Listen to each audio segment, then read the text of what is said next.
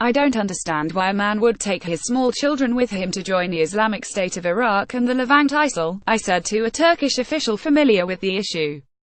It shows their total devotion to the cause, replied the official. The ideological brainwashing begins early among new recruits. I asked another Turkish official where ISIL butchers would go now that the war against them in Syria is coming to an end. But I could not receive a satisfactory answer. Have the global and regional actors in the Syrian theater coordinated on this issue? Have French special forces already hunted down ISIL members who are also French nationals, to make sure they do not come back to pose a terror threat?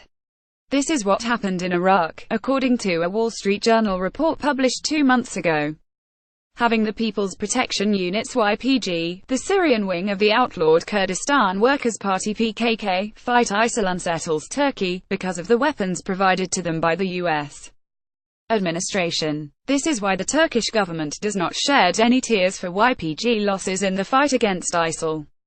But what seems to anger the Turkish government even more than providing the YPG with arms, which will no doubt be used against Turkey later, is the suspicion that the YPG is not actually fighting ISIL. It is a farce, they are just letting them go, the same official told me.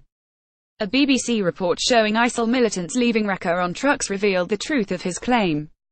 So no doubt some ISIL butchers will end up in Turkey, either to stay, return to their country of origin or fight elsewhere. This is the short-term dimension of the threat that Turkey is facing. But there is a longer-term threat that the state authorities also need to think about.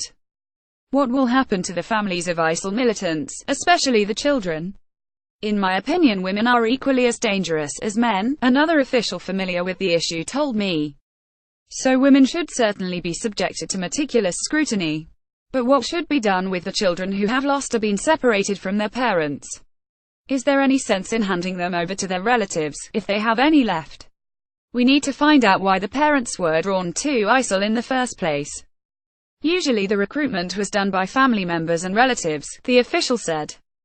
Have any arrangements been made by security officials, the Education Ministry and the Family and Social Affairs Ministry, in order to tackle this challenge?